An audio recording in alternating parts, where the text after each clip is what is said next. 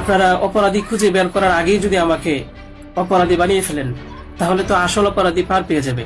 Test করা হোক যে আসলেই এ বাচ্চা বাবাকে।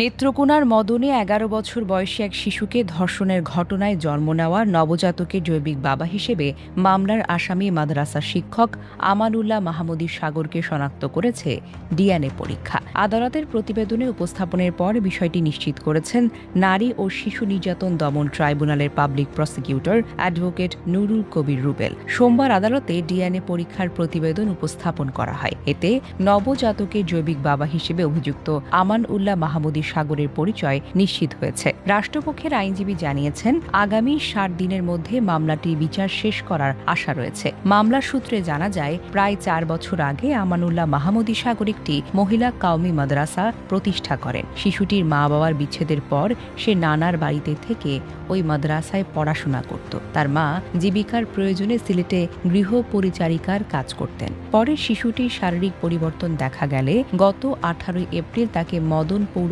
শহরের একটি ক্লিনিকে নিয়ে যাওয়া হয়। পরীক্ষা নিরীক্ষার পর চিকিৎসক জানান সে অন্তঃসত্ত্বা। এরপর ২৩ এপ্রিল তার মা বাদী হয়ে মাদ্রাসার শিক্ষক আমানুল্লাহর বিরুদ্ধে মামলা করেন।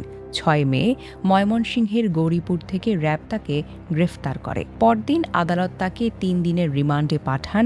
রিমান্ড শেষে তদন্ত কর্মকর্তার আবেদনের পর আদালত অভিযুক্তদের ডিএনএ পরীক্ষার নির্দেশ দেন। শিশুটির নিরাপত্তা ও ভবিষ্যতের কথা বিবেচনায় নিয়ে ১২ মে আদালতের নির্দেশে তাকে সিলেটের একটি সেফ হোমে পাঠানো হয়।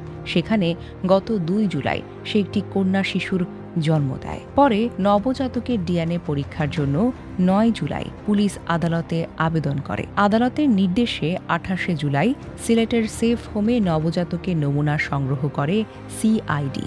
সিআইডির প্রতিবেদনে অভিযুক্ত আমানুল্লাহ মাহমুদী সাগরকেই নবজাতকের জৈবিক বাবা হিসেবে শনাক্ত করা হয়েছে। এখন এই ডিএনএ প্রতিবেদন মামলার বিচার প্রক্রিয়ায় গুরুত্বপূর্ণ প্রমাণ হিসেবে উপস্থাপিত হবে। Desk report, recap news.